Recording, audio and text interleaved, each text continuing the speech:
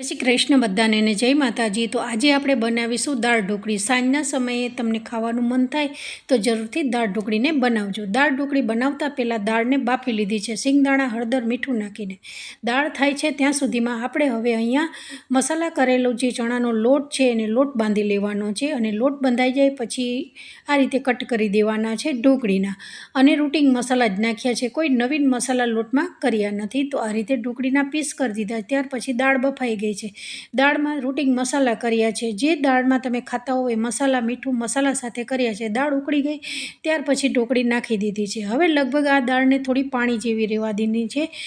બે ગ્લાસ જેટલું મેં અહીંયા પાણી ઉમેર્યું છે, આંબલીનું પાણી છે, ગોળ નાખ્યું છે, અને દાળ આપણી સરસ બફાઈ ગઈ છે, ઢોકળી બી બફાઈ ગઈ છે। ઉપરથી વઘાર કર્યો છે, મરચાં, મીઠો લીમડો, અચાર મસાલો, લસણ છે, રાઈ, જીરું, આ રીતે વઘાર કરી અને દાળમાં ઉમેરી દેવાનું છે। તો આજનું સાંજનું જમવાનું તૈયાર છે આપણું।